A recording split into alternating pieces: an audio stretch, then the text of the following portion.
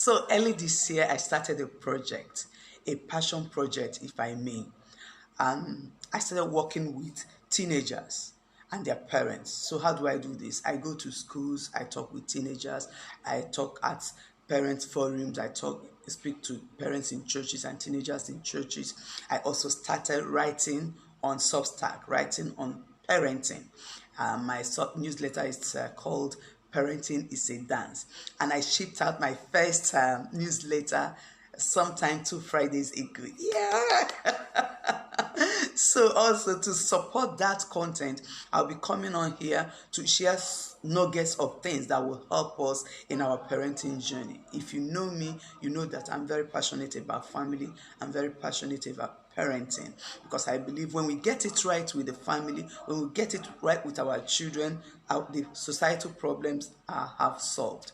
So once in a week or as often as I do my newsletter, I'll come here to amplify some of the thoughts that I shared in the newsletter. Some things that I said there, I amplify it there. So I keep supporting with videos and any other format. And very soon too, a book is going to be part of the asset and the tools I'm going to put out there to help parents. And what I do with my newsletter is that I tell stories from my childhood, from my experience as a mother and as a former teenager, and how I was able to navigate some issues either as a parent or as a teenager, to shed more light into the delicate world of teenagers and adolescents, and hoping that I will help at least one parent, one or a parent or two, to know how to get the best of their relationship with their young children, their adolescents, in such a way that they are built up and raised as very well adjusted young people into society. So today, one thing I want to share is the need for us to always carry our teenagers along in the matters that concerns them or the family. We sometimes we tend to overshield them, and this is done out of love. Yes, we overprotect them, thinking that they don't need to know some things. Yes, I'm not saying let's drop the weight of what is going on them. No, but I said don't keep them in the dark. Let them know what is going on in their family, because they perceive things, they hear things, they pick things, they pick emotions, they pick the energy in the family. And if this energy, especially when something very serious is going on and the parents are a little bit agitated, if we don't explain what is going on, they are left to assume the worst. They are left to take the pieces of information they pick here and there, put them together to come up with their own conclusions, and most times it is wrong. Our young people know more than we give them credit. They see more than we give them credit. They can actually process things better than we give them credit. You'll be shocked at their own perspective on things. So I say, treat them like they are smart, and you will see that you have smart children in your hand.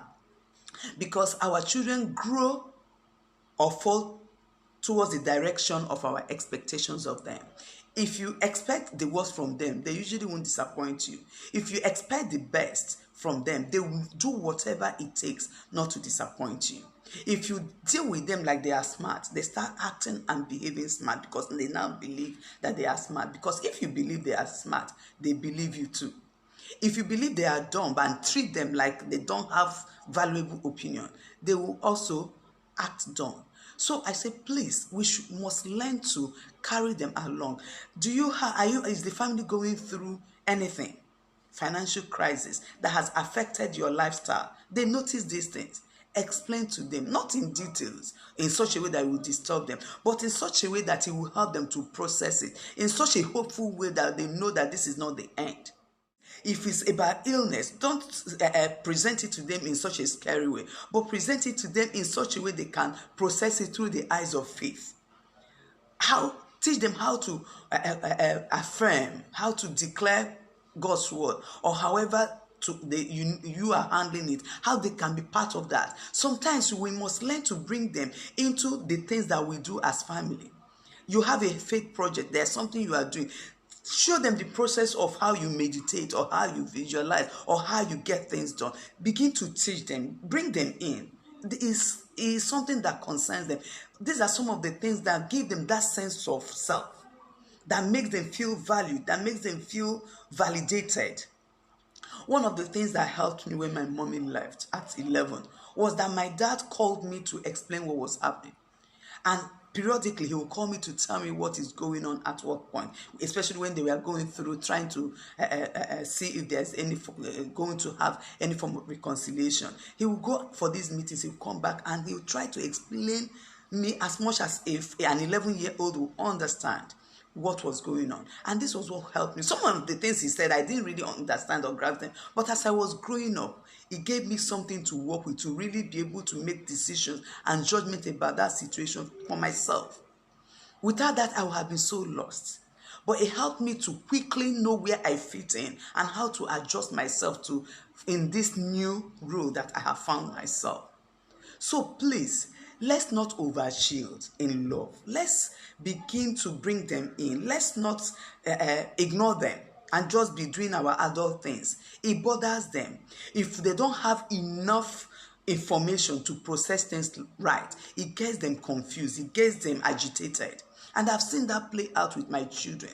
When they come up, they hear some things, maybe me and my husband are having some conversation and they just pick one or two things.